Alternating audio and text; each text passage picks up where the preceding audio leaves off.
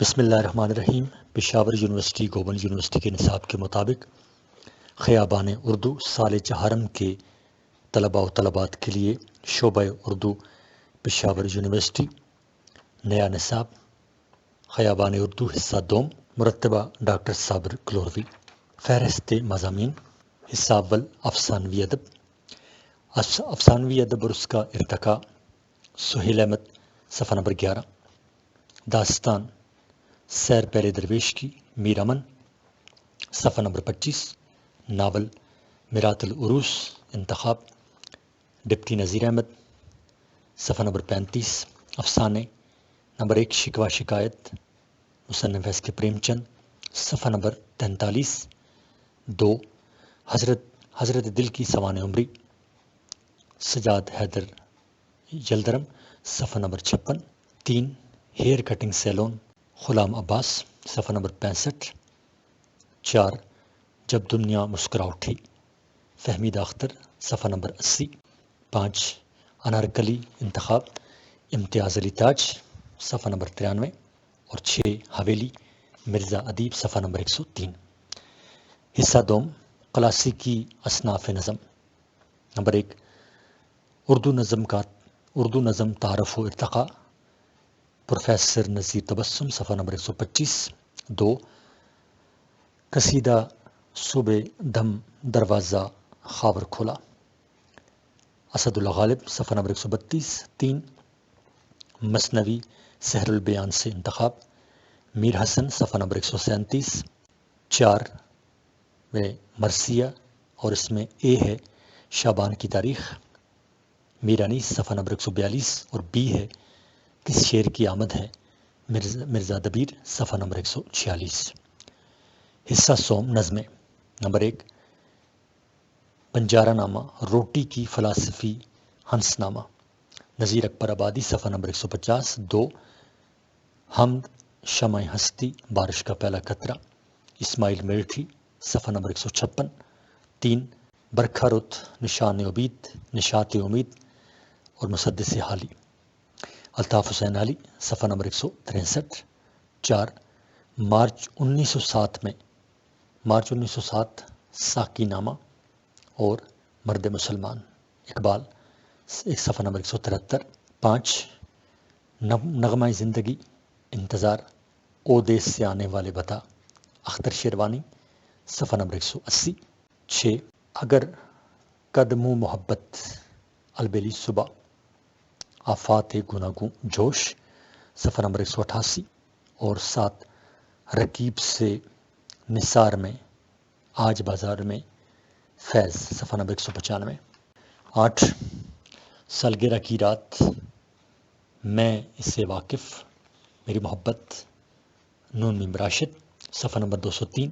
اور 9 دور کی آواز، آخری بار ملو اور شہناز، اس کے مصنف ہے مصطفیٰ زیدی، صفحہ نمبر 209۔ حصہ چہارم مزاحیہ شاعری، اردو شاعری میں طنز و مزاح، پروفیسر ضیاء الرحمن، صفحہ نمبر 213۔ رباعیات و قطعات، اکبر الآبادی، صفحہ نمبر 226۔ میں کسی پر بھی مبتلا نہ ہوا، پرانی غزل قطعات، مرزا محمود سرحدی، صفحہ نمبر 231۔ ایک ریل کے سفر کی، مسٹر کھلا، کل شب جہاں، اور اس کے مصنف ہیں ضمیر جعفری، صفحہ نمبر 239۔ اور یار کا بستر، آتش صدقی اور لمرک، اور مصنف ہے نذیر احمد شیخ، صفحہ نمبر 246 پر۔ حصہ پنجم متفرق، الف علم بیان، ڈاکٹر صابر کلوروی، صفحہ نمبر 249۔ بے ادبی اصطلاحات، پروفیسر خاطر غزنوی، صفحہ نمبر 268۔ جیم فرہنگ، صفحہ نمبر 284۔ اور دال نمونے کا پرچہ یعنی ماڈل پیپر، صفحہ نمبر 286۔ صفحہ نمبر 11 افسانوی ادب تعارف اور ارتقاء، تحریر سہیل احمد۔ انسان کا کہانی سے رشتہ بہت قدیم ہے۔ کہانی اس وقت اس کے ساتھ تھی جب وہ تہذیب یافتہ تھا، نہ ترقی یافتہ۔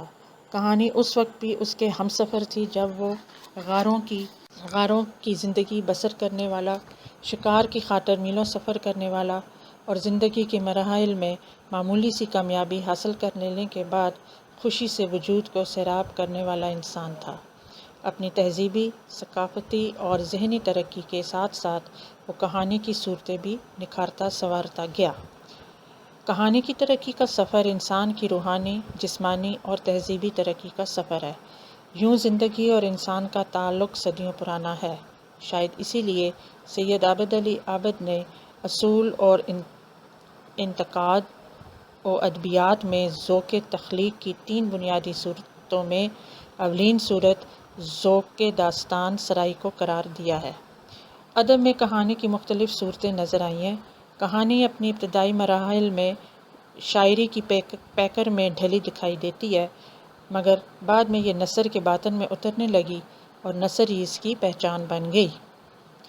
کہانی جن نثری اصناف میں کلیدی کردار ادا کرتی ہے، ان میں داستان، ناول، افسانہ اور ڈرامہ شامل ہیں، اور ان اصناف کو افسانوی ادب میں شمار کیا جاتا ہے۔ داستان اس سلسلے کی پہلی کڑی ہے، کیونکہ وہ ابتدائی دور کے انسان کی ذہنی رفتار کی نمائندگی کرتی ہے، اور یوں انسان کی ابتدائی کہانیوں کا عکس داستانوی کہانیوں میں پر پڑا ہے۔ یہی وجہ ہے کہ بہت سی زبانوں کے ادب کی داستانیں آپس میں مماثلت رکھتی ہیں۔ داستان بنیادی طور پر ایک فرضی، تخیلیاتی اور غیر حقیقی قصے کا نام ہے، جس نے زندگی کے مابعد الطبیعیاتی اقدار اور ذہنی حیولوں سے جنم لیا ہو۔ یہ غیر ترقی یافتہ انسان کے تجربات تھے۔ انہی تجربات اور مشاہدات نے تخیلیاتی کہانیوں کو جنم دیا، جو ہر زبان میں معمولی سے فرق، رد و بدل کے ساتھ مل جاتی ہیں۔ مصریوں، چینیوں، یونانیوں، یورپین اور ہندوستانیوں کے ہاں ایسی ماورائی کہانیاں ملتی ہیں۔ انگریزوں میں اسے رومانس کا نام دیا گیا۔ داستان ایک طویل کہانی کا نام ہے، جس میں مرکزی قصہ ایک ہی ہوتا ہے، مگر اس میں ایک قصے سے رفتہ رفتہ اتنے قصے وابستہ ہو جاتے ہیں کہ داستان مختلف کہانیوں کا مجموعہ بن جاتی ہے۔ یوں قصہ در قصہ ایک طویل سلسلہ رواں رہتا ہے، اور انہی کے توسط سے داستان تشکیل پاتی ہے۔ داستان کے اپنے کچھ اصول و ضوابط ہیں، جن پر ڈاکٹر کلیم الدین احمد سے لے کر ڈاکٹر فرمان فتح پوری تک اور ڈاکٹر سہیل بخاری سے لے کر ڈاکٹر گیان چند تک اکثر ناقدین نے اظہار خیال کیا ہے۔ صفحہ نمبر 12۔ ڈاکٹر سہیل بخاری نے داستان کی مندرجہ ذیل شرائط بتائی ہیں۔ اول، طوالت، مگر دلچسپی برقرار رہے، ورنہ بیزاری جگہ پائے گی۔ دوم، قصے کی مرکزیت بہرحال برقرار رہنی چاہیے اور واقعات اسی طرح ترتیب دیے جائیں کہ اصل قصے کا رشتہ ٹوٹنے نہ پائے۔ سوم، زبان میں لطافت اور بیان میں فصاحت کا ہونا ضروری ہے۔ داستان میں سادگی اور لطف و سرور اہم امور ہیں۔ یہ داستان کے فنی عناصر ہیں۔ فکری عناصر میں مافوق الفطرت عناصر، پراسراریت، عشق اور محبت کی کہانیاں آتی ہیں۔ اردو ادب میں داستانوں کو وہ فروغ حاصل نہیں ہوا، یا دوسرے لفظوں میں ہم یہ کہہ سکتے ہیں کہ یہاں داستانوں کا دور اتنا طویل نہیں رہا۔ اس کی یقیناً وجہ یہی ہے کہ اردو نسبتاً ترقی یافتہ دور کی زبان ہے۔ جب یہ اپنے خد و خال متعین کر رہی تھی تو وہ زمانہ دنیائے ادب میں داستانوں کے زوال اور حقیقی زندگی سے مربوط اصناف کی ترقی کا زمانہ تھا۔ پھر داستان کے لیے جس آسودگی، درباری ماحول اور شاہانہ زندگی کی ضرورت ہے، وہ بھی رفتہ رفتہ ختم ہوتی جا رہی تھی، لہٰذا داستانوں کی کہانی زیادہ طویل نہیں۔ اردو زبان کی ابتدائی کتابیں مذہبی نوعیت کی تھیں۔ اردو میں افسانوی ادب کی ابتدا ملاوجوی کی سب رس سے ہوتی ہے، جو 1635 میں لکھی گئی۔ بقول وقار عظیم جن تصانیف کو ہم باقاعدہ داستان کہہ سکتے ہیں، ان میں سب سے پہلی عطا خان تحسین کی نو طرز مرصع ہے۔ اس کے بعد دوسری قابل ذکر داستان مہر چند کی قصہ ملک محمد و گیتی افروز ہے۔ اس کے کچھ برسوں بعد 1800 میں کلکتہ میں فورٹ ولیم کالج قائم ہو گیا، اور اس ادارے میں بہت سے کلاسیکی داستانوں کے اردو ترجمے ہوئے، جن میں میر امن دہلوی کی باغ و بہار، حیدر بخش حیدری کی طوطا کہانی، مولوی خلیل احمد اشک کی داستان امیر حمزہ شامل ہے۔ اردو داستانوں کے فروغ میں فورٹ ولیم کالج کا کردار بڑا اہم ہے۔ یہ داستانیں 1820 تک کی ہیں۔ 1820 کے بعد کئی مشہور داستانیں تحریر ہوئیں، جن میں مرزا رجب علی بیگ سرور کی فسانہ عجائب، شمس الدین احمد کی الف لیلا قابل ذکر ہے۔ یہ داستانیں 1857 سے پہلے تھیں اور ان میں زیادہ تر نام اہل لکھنؤ کے ہیں۔ صفحہ نمبر 13۔ 1857 کے بعد کی داستانوں میں خواجہ امان کی بوستان خیال اہم ہے۔ 1857 کے بعد کی اکثر داستانیں لکھنؤ سے تعلق رکھتی ہیں اور ان پر افسانہ عجائب کا اثر گہرا ہے۔ 1857 کے بعد لکھنؤ کے علاوہ رامپور میں بھی بہت سی داستانیں تخلیق ہوئیں۔ رامپور کے داستان نگاروں میں غلام علی عشرت، احمد علی رسا، نواب کلب علی خان، منیر شکوہ آبادی اور جلال لکھنوی جیسے نام آئے ہیں۔ داستان کے 3 اہم مراکز ہیں، کلکتہ، لکھنؤ اور رامپور، لیکن 1920 کے بعد کا دور داستانوں کے زوال کا دور ہے۔ اس کی وجہ یقیناً حالات، معاشرے اور معاشرتی اقدار کی تبدیلی تھی۔ یہ زوال اگرچہ 1857 کے بعد شروع ہو گیا تھا، لیکن پھر بھی مخصوص طبقے داستانوں سے وابستہ رہے۔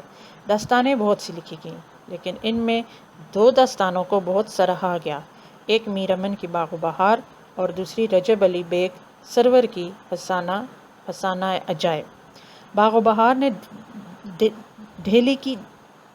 دہلی کی اور فسانہ عجائب نے لکھنؤ کی داستانوں پر اثرات مرتب کیے، لیکن جو لطف و سرور اور رعنائی باغ و بہار میں ہے، فسانہ عجائب میں کہاں؟ باغ و بہار 1803 میں چھپی، باغ و بہار کی وجہ سے مشہور ہے۔ یہ قصہ چہار درویش کا ترجمہ ہے جو فارسی کا قصہ ہے، جسے عطا خان تحسین نے 9 طرز مرصع میں بھی ڈھالا ہے۔ سونو طرز مرصع میں میر امن کی پیش نظر تھی، مگر بہار و بہار پر ترجمے کا نہیں، تخلیق کا گمان ہوتا ہے، کیونکہ یہ ترجمے کے باوجود اپنا مرکز دہلی کو بناتی ہے۔ اس کے گلی کوچے کردار سب دہلوی تہذیب کی عکاسی کرتے ہیں۔ یوں داستان میں جو تہذیب رچاؤ ہونا چاہیے وہ باغ و بہار میں موجود ہے۔ باغ و بہار میں 4 درویشوں اور ایک بادشاہ کی کہانی کو باہم مربوط کرنے کی کوشش کی ہے۔ اصل قصے 4 درویشوں ہی کے ہیں۔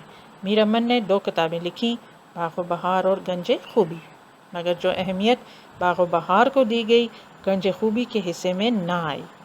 اس کی بڑی وجہ فنی تکمیل اور فنی واصلوبیاتی لطافت میں تلاش کی جا سکتی ہے۔ بقول مولوی عبدالحق، اردو کی پرانی کتابوں میں کوئی کتاب زبان کی فصاحت اور سلاست کے لحاظ سے اس سے لگا نہیں کھاتی۔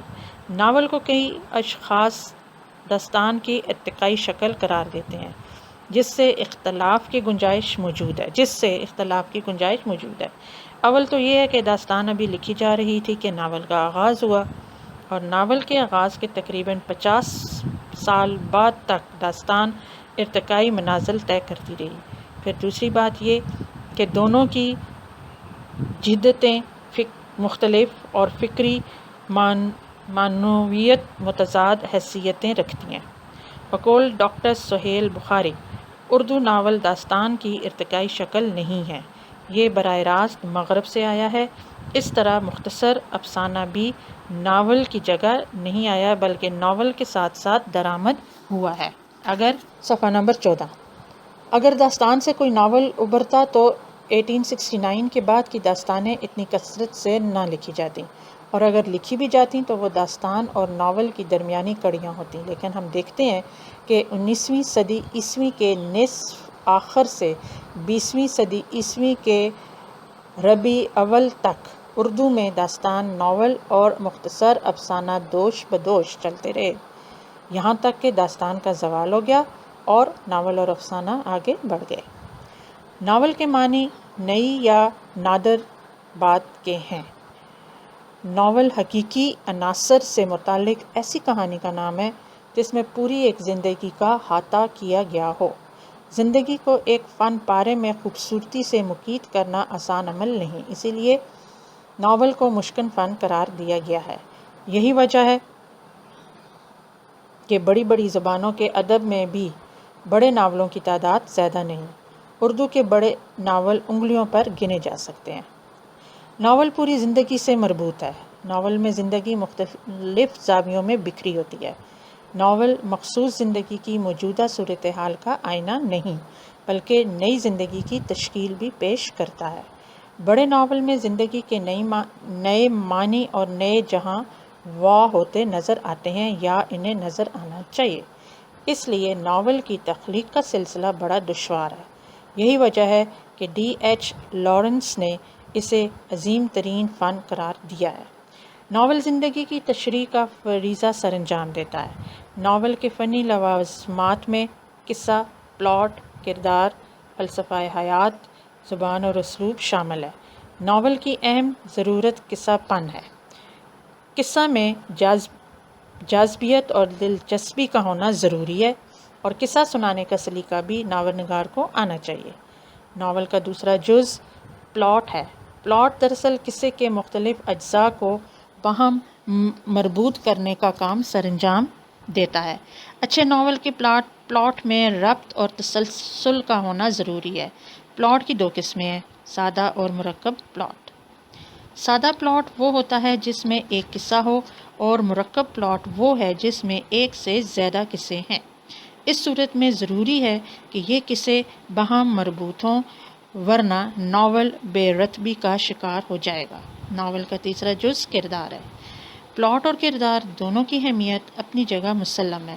بعض ناقدین نے پلاٹ اور بعض نے کردار کو زیادہ اہمیت دی۔ کردار زندگی کے جیتے جاگتے انسان ہونے چاہیے تاکہ پڑھنے والوں کو کردار اجنبی نہ لگیں۔ البتہ ان میں تخلیقی عناصر کا ہونا ضروری ہے، کیونکہ ناول کے افراد عام لوگوں سے ذرا مختلف اور اعلیٰ سطح کے ضرور ہوتے ہیں۔ بقول خورشید السلام، کردار میں تکمیلی اور ارتقائی صورتحال ضروری ہے۔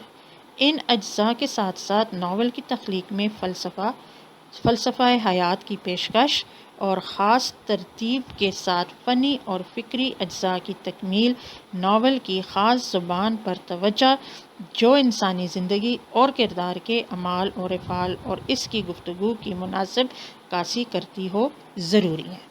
صفحہ نمبر 15۔ اردو میں ناول نگار کا آغاز عہد سر سید میں ہوتا ہے، اور اردو کا پہلا ناول نگار ڈپٹی نذیر احمد کو قرار دیا جاتا ہے۔ انہوں نے میرات العروس 1869 لکھ کر ناول نگاری کا آغاز کیا۔ اس کے بعد انہوں نے بنات الناش، توبۃ النسوح، فلسفہ مبتلا، ابن الوقت، ایامی، روائے صادقہ جیسے ناول لکھے۔ بقول پروفیسر عبدالسلام، اردو ناول کی ابتدا عجیب و غریب طبقے سے ہوئی۔ مولانا نذیر احمد نے اپنی گھریلو ضروریات پوری کرنے کے لیے ایک قصہ لکھنا شروع کیا۔ وہ قصے کے پیرائے میں اپنی بچیوں کو امور خانہ داری اور مذہب کی تعلیم دینا چاہتے تھے۔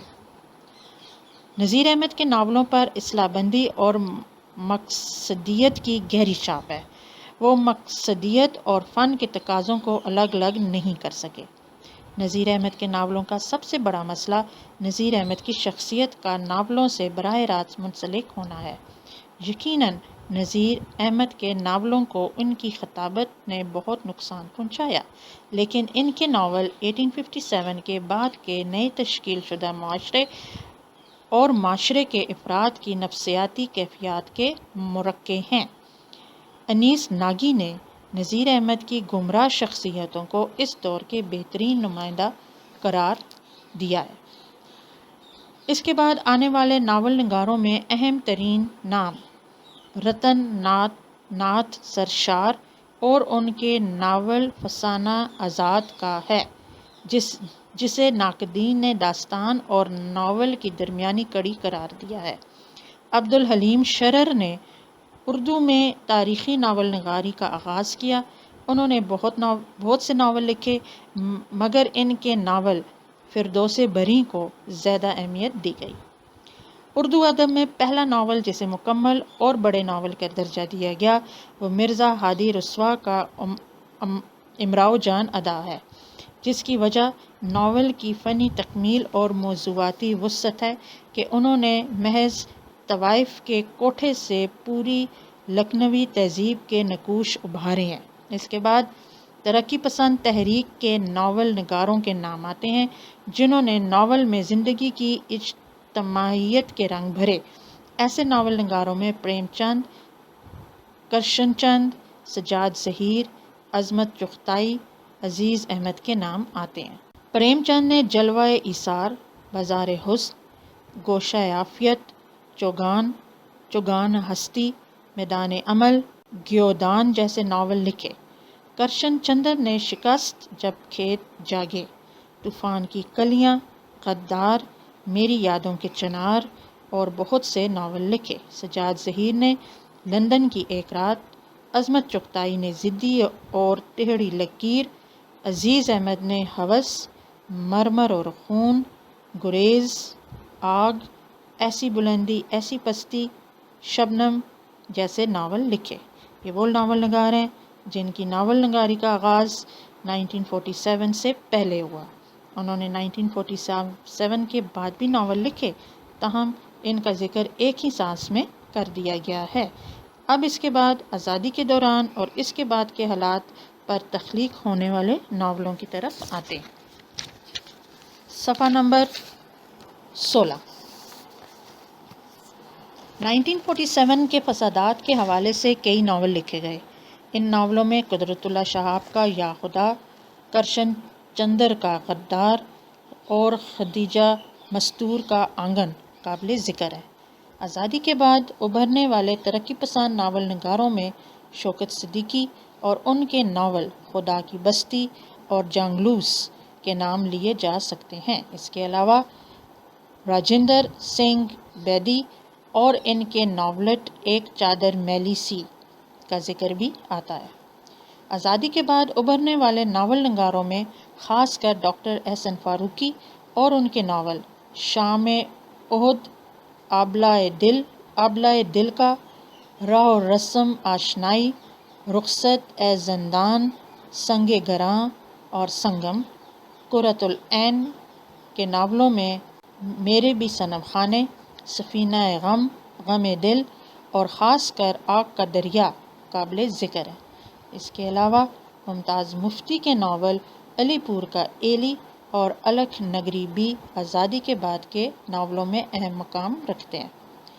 جدید ناول نگاری کے حوالے سے ایک اہم نام عبداللہ حسین کا ہے۔ ان کے کئی ناول منظر عام پر آ چکے ہیں، جن میں باغ، نشیب، اداس نسلیں اور نادر لوگوں کا حصہ اول شامل ہے۔ رضیہ شیخ احمد کے ناولوں میں صدیوں کی زنجیر، آبلۂ پا، نثار عزیز بٹ کے ناولوں نگری نگری پھرا مسافر، کاروان وجود اہم ہے۔ انتظار حسین کا ناول بستی، بانو قدسیہ کا ناول راجہ گدھ اہم ناولوں میں شمار ہوتے ہیں۔ افسانے کی عمر تقریباً 1 صدی بنتی ہے۔ اس 1 صدی میں اس نے ترقی کی اتنی منزلیں طے کی ہیں کہ اب افسانے کا مطالعہ ایک صنف کا مطالعہ نہیں بلکہ پوری تہذیب کا مطالعہ ہے۔ افسانہ بھی مغرب سے ہمارے یہاں آیا۔ اس سے پہلے یہ مغربی اور روسی ادب میں اپنا پورا دور متعین کر چکا تھا۔ انگریزی، روسی اور اردو ادب میں افسانہ کی بہت سی تعریفیں کی گئیں۔ ان تعریفوں کی روح سے افسانہ ایسی مختصر سی کہانی ہے جو ایک نشست یعنی 1-2 گھنٹے کے اندر اندر پڑھا جا سکے۔ اس میں زندگی کے کسی ایک پہلو کو بیان کیا جاتا ہے۔ اس حوالے سے افسانہ کا بنیادی نقطہ وحدت تاثر ہے۔ ایجاز اور اختصار اور حسن انتخاب افسانے کی مرکزی خصوصیات ہیں، لیکن اس کا مطلب یہ نہیں کہ ناول اور افسانہ میں حد فاصل اختصار ہے۔ اختصار نہیں، تکنیک کا فرق حد امتیاز ہے۔ داستان اور ناول کی طرح افسانے کے بھی اپنے اجزائے ترکیبی ہیں۔ ناول اور افسانے کے اجزائے ترکیبی میں مماثلت موجود ہے، مثلاً قصہ، کہانی، پلاٹ، کردار، ماحول، فلسفہ حیات، زبان اور اسلوب وغیرہ، کیونکہ دونوں کا مرکز حقیقی کہانی ہے۔ البتہ ان عناصر کی تکنیک میں فرق ہے، وہ فرق جو پوری زندگی اور زندگی کے جز اور تاثر کے باعث پیدا ہوتا ہے۔ کسی زمانے میں افسانے کی ابتدا کے سلسلے میں اختلاف تھا، یعنی پریم چند کو پہلا افسانہ نگار کہتے تھے اور بعض سجاد حیدر جلدرم کو۔ خاص کر ڈاکٹر معین الرحمان کی تخلیق کے مطابق سجاد حیدر جلدرم پہلا افسانہ نگار تھا، مگر جدید تحقیق کے مطابق بات اس سے بھی پیچھے جا چکی ہے اور ناقدین راشد الخیری کو پہلا افسانہ نگار تسلیم کرتے ہیں۔ ان کا پہلا افسانہ نصیر اور خدیجہ دسمبر 1903 میں شائع ہوا، لیکن صفحہ نمبر 17 یہ افسانہ کے فن کے بہت زیادہ قریب نہیں، البتہ ابتدا کا صحرا راشد الخیری کے سر بن جاتا ہے، مگر اردو کے اہم ترین افسانہ نگار سجاد حیدر جلدرم اور پریم چند ہی ہیں۔ جلدرم کا افسانوی مجموعہ خیالستان کے نام سے منظر عام پر آیا۔ ان کے افسانے رومانیت سے تعلق رکھتے ہیں۔ سجاد حیدر جلدرم نے محبت، عورت اور جذبے کے گرد افسانوں کا گھیرا تنگ کیا ہے۔ عورت کی اہمیت اور ضرورت پر انہوں نے بہت زور دیا۔ ان کے افسانوں میں خارستان و گلستان اور صدائے سنگین، حضرت دل کی سوانح عمری ایسے ہی افسانے ہیں۔ جلدرم کے افسانوں کا اسلوب رومانیت پسند خوبصورت جملوں سے آراستہ اسلوب ہے۔ پریم چند کے افسانوی مجموعوں میں سوز سے وطن، پریم پچیسی، پریم بتیسی اور پریم چالیسی اور کئی مجموعے شامل ہیں۔ پریم چند نے زندگی کی خارجی اور داخلی حقیقتوں کو افسانے کا روپ دیا ہے۔ ان کے ہاں پنجاب کے دیہاتوں کی تصویر کشی ملتی ہے۔ جاگیردارانہ ظلم، جاگیردارانہ نظام کی قباحتیں، کسانوں کی حالت زار پریم چند کے افسانوں کی موضوعات ہیں۔ پریم چند کے افسانوں پر ترقی پسند تحریک کے اثرات محسوس کیے جا سکتے ہیں۔ اپنے افسانہ کفن میں ان کا فن عروج پر نظر آتا ہے۔ ابتدائی دور کے محض یہ دو افسانہ نگار نہیں بلکہ دو مختلف رجحانات تھے، ایک رومانیت کا اور دوسرا ترقی پسندی کا۔ ان کے اثرات بہت سے افسانہ نگاروں پر پڑے۔ جلدرم کے مکتبہ فکر کے افسانہ نگاروں میں نیاز فتح پوری، حجاب امتیاز علی، مجنوں گور گھپوری، سلطان حیدر جوش اور پریم چند۔ مکتبہ فکر کے افسانہ نگاروں میں صدرشن اعظم کریوی، علی حسینی شامل ہیں۔ افسانہ تقریباً اپنے آغاز ہی سے سماجی حقیقت نگاری سے مملو نظر آتا ہے، جس کی بڑی وجہ خاص سماجی حالات تھے جن کا سامنا ہندوستان کے اجتماعی معاشرے کو کرنا تھا۔ پریم چند کے بعد سیاسی اور سماجی حقیقت نگاری کا ایک اہم واقعہ انگارے کی اشاعت تھی، جس میں لکھنے والے سجاد ظہیر، احمد علی، رشید جہاں اور محمود الظفر تھے۔ یہ افسانے معاشرے کے خلاف بھرپور احتجاجی آواز کا درجہ رکھتے ہیں۔ 1936 میں ترقی پسند تحریک کا آغاز ہوا۔ ترقی پسند تحریک نے سماجی حقیقت نگاری اور اجتماعی مسائل کو ایک واضح جہت فراہم کی۔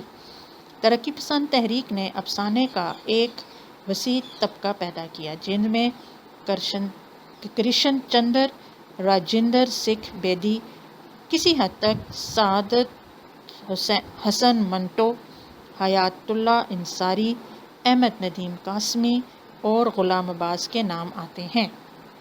یہ سب افسانہ نگار اپنی جگہ بڑی اہمیت رکھتے ہیں۔ غلام عباس اردو افسانے کا بڑا اہم نام ہے۔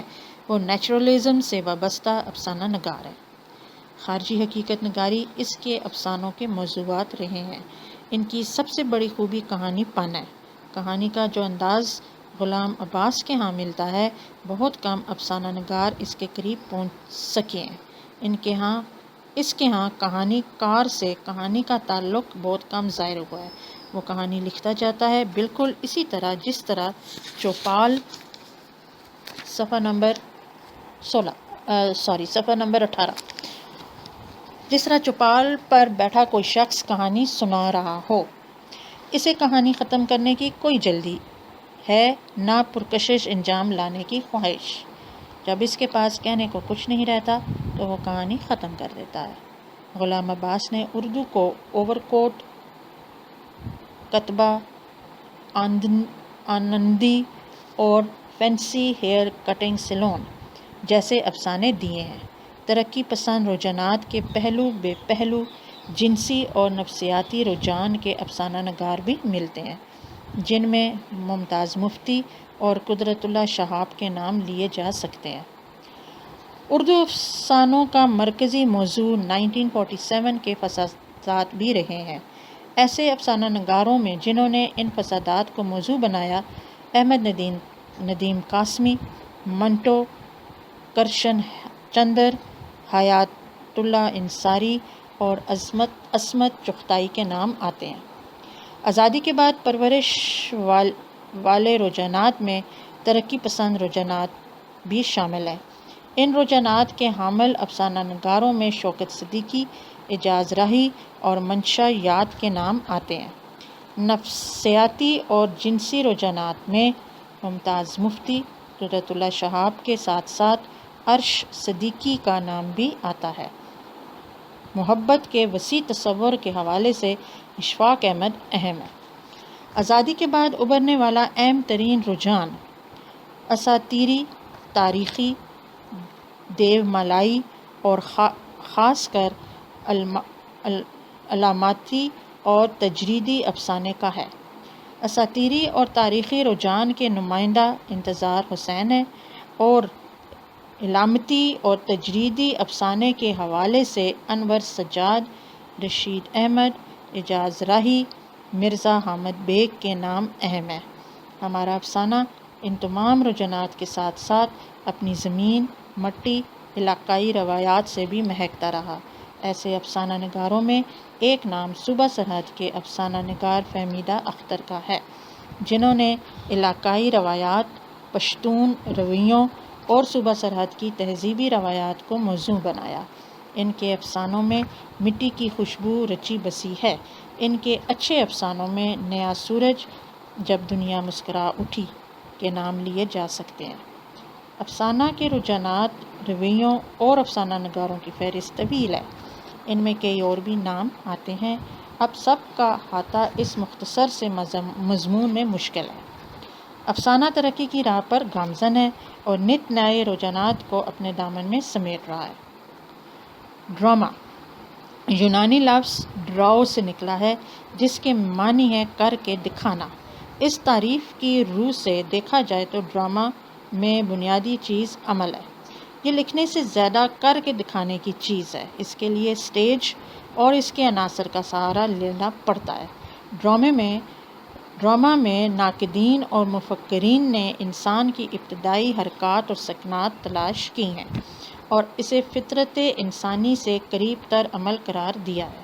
انسان کے فطری عناصر ڈرامہ میں تلاش کرتے ہوئے دانشوروں نے کسی خوشی سے مغلوب ہو کر انسان کے محو رقص ہونے کی بنیادی اور ابتدائی حرکت کا صفحہ نمبر 19 حرکت کا ذکر کیا ہے، جو ڈرامہ میں ایک اہم عنصر کی حیثیت رکھتی ہے۔ پھر انسان کی فطرت میں اداکاری اور نقل کی خصلتیں موجود ہیں۔ بقول شیکسپیئر، دنیا ایک سٹیج ہے جہاں ہر شخص اپنے حصے کی اداکاری کر کے رخصت ہو جاتا ہے۔ سو یہ تمام فطرت انسانی کے عناصر انسان کا پرانا رشتہ ڈرامے سے جوڑتے نظر آتے ہیں۔ داستان، ناول، افسانہ اور ڈرامہ میں بنیادی چیز کہانی ہے، مگر اس کی پیشکش میں فرق ہے۔ کہانی کی وسعت اور پوری زندگی سے مربوط ہونے کے باعث ڈرامہ ناول کے قریب پہنچ جاتا ہے، مگر اس کی پیشکش اسے ناول سے جدا کرتی ہے۔ ناول لکھنا خالص تخلیقی عمل ہے جس میں مصنف کے جذبات، احساسات اور اس کی سوچ اور تجربات شریک ہوتے ہیں، جبکہ ڈرامہ میں مصنف دوسرے اشخاص کے تعاون اور ان کی سمجھ بوجھ کا محتاج ہے۔ اسے ہدایت کار سے لے کر قارئین تک کا خیال رکھنا پڑتا ہے۔ بقول عابد علی عابد، ڈرامہ نگار محض اپنی فنکاری، اپنی بصیرت اور اپنی ادبی سوجھ بوجھ پر بھروسہ نہیں کر سکتا، اسے جبراً دوسروں کا محتاج ہونا پڑتا ہے۔ ڈرامہ تو دراصل ایک خاکہ سا ہوتا ہے، اداکار، مغنی، ساز و سامان مہیا کرنے والے اس خاکے میں رنگ بھرتے ہیں۔ سب سے زیادہ اہم اداکار یا ایکٹر ہی کو ادا کرنا پڑتا ہے۔ یہی عناصر ڈرامے کی تخلیقی شان میں کمی لاتے ہیں، اسی لیے اس کی اہمیت تخلیقی ادب میں داستان، ناول اور افسانہ کے بعد ہی بنتی ہے، اس لیے اس کا ذکر بھی نسبتاً بعد میں کیا جاتا ہے، ورنہ ڈرامہ نہ صرف مغرب میں بلکہ ہمارے ہاں بھی ان سے خاص کر ناول اور افسانہ سے پہلے کی چیز ہے۔ ڈرامہ اور ناول میں مماثلت کی وجہ سے ان کے لوازمات اگرچہ ملتے جلتے ہیں مگر پیشکش کے انداز کی وجہ سے اختلاف موجود ہے۔ ڈرامے کے فنی لوازمات میں قصہ، کہانی، پلاٹ، کردار، مکالمے اور کشمکش و تصادم شامل ہے۔ ڈرامے کی کہانی میں موضوع کی کوئی قید نہیں، لیکن اس کا مقصد تفریح اور کوئی پیغام دینا ہوتا ہے جو کرداروں کی زبان اور اعمال اور افعال کے ذریعے دیا جاتا ہے، اور یہ فنی تکمیل کے ذریعے کیا جاتا ہے، لہٰذا فنی عناصر پر توجہ لازمی ہے۔ ڈرامے کے فنی عناصر میں اہم ترین عنصر پلاٹ کا ہے۔ پلاٹ کہانی کے مختلف واقعات کو زنجیر کی کڑیوں کی طرح جوڑنے کا نام ہے، اور یہ لاشعوری ہونا چاہیے۔ پلاٹ کے ارتقاء میں 3 وحدتوں، ابتدا، عروج اور اختتام کا خیال رکھنا ضروری ہے، اور ان کے درمیان فطری ربط بھی ہونا چاہیے۔ ڈرامے کا ایک اہم جز کردار اور ان کے مکالمے ہیں، ان پر خصوصی توجہ ہونی چاہیے، کیونکہ یہ دونوں اجزاء ڈرامے کی کامیابی یا ناکامی کا سبب ہوتے ہیں۔ اس کے علاوہ ڈرامے کے فنی عناصر میں 3 وحدتوں یعنی وحدت زمان، وحدت مکان اور وحدت تاثر کا ہونا بھی ضروری ہے۔ لیکن صفحہ نمبر 22 افسانے ادب سے متعلق صفحہ نمبر 20 لیکن ڈرامے میں جس عنصر کی اہمیت بہت زیادہ ہے وہ تصادم اور کشمکش ہے، اسی سے ڈرامے میں دلچسپی اور جاذبیت پیدا ہوتی ہے۔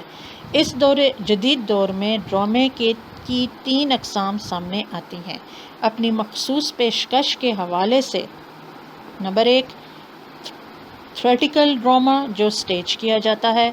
نمبر 2 ریڈیو ڈرامہ جو سمعی ڈرامہ ہے۔ نمبر 3 ٹیلی ویژن ڈرامہ جو سمعی اور بصری دونوں حوالے بیک وقت رکھتا ہے۔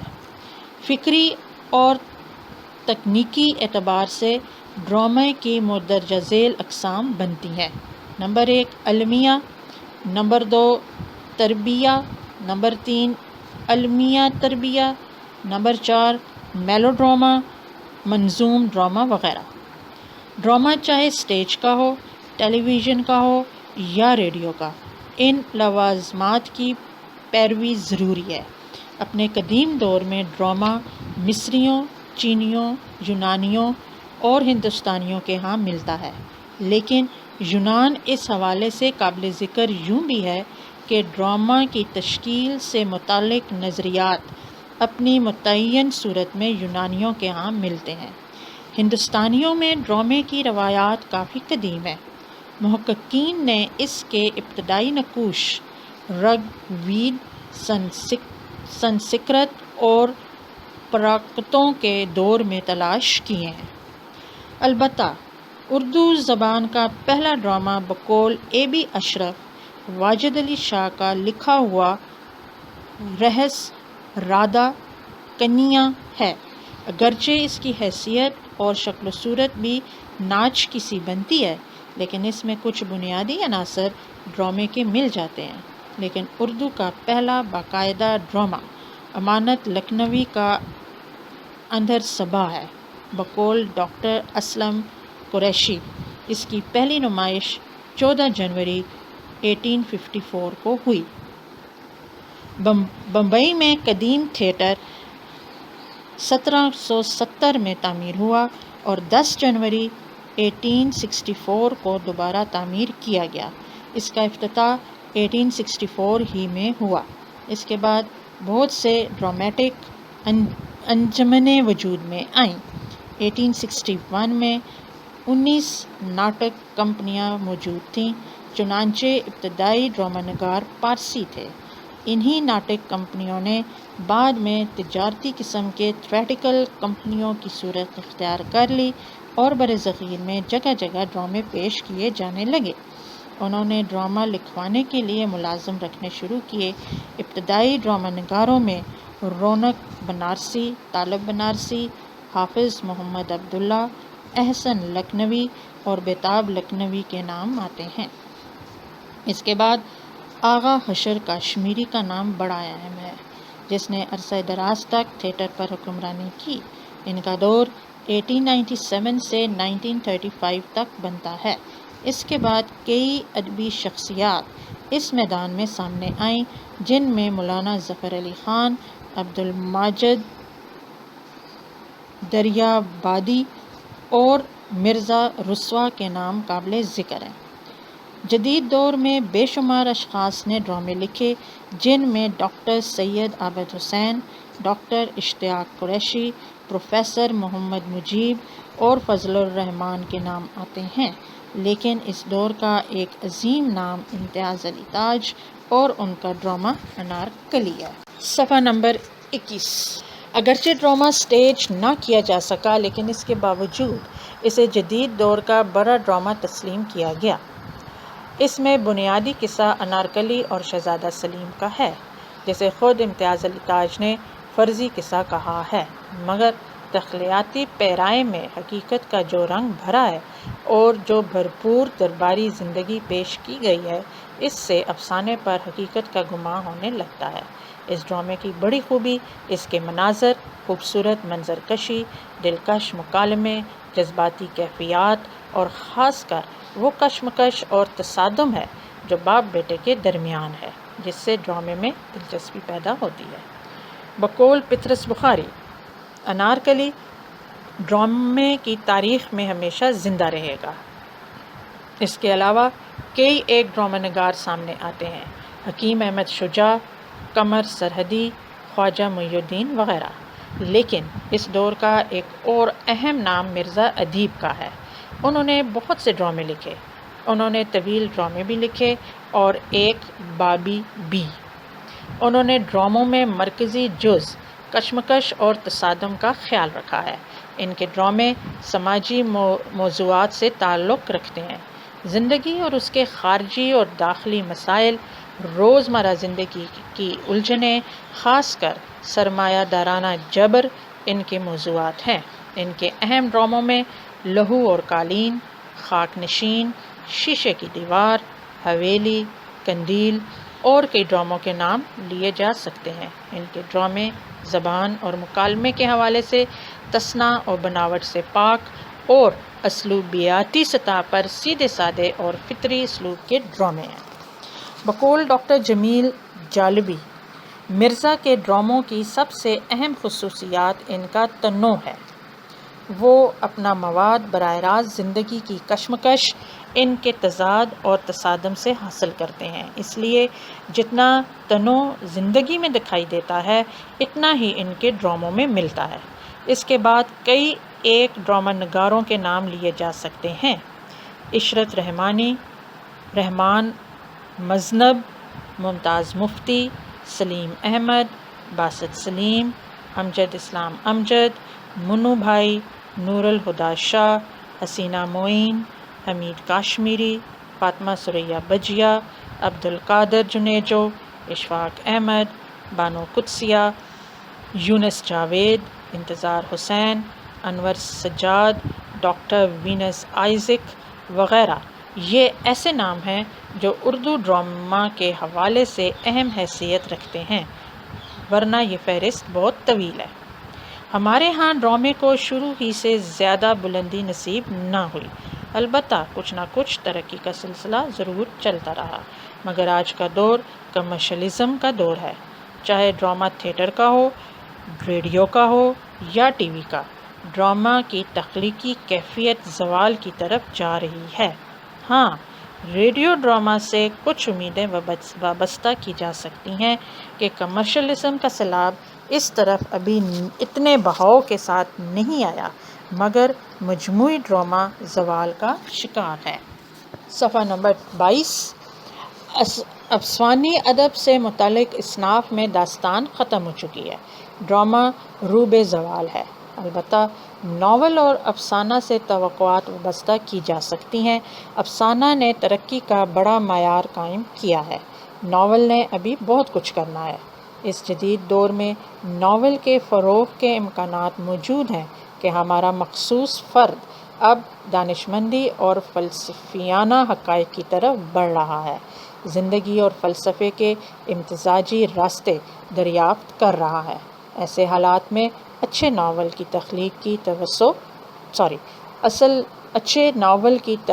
کی توقع ابس نہیں۔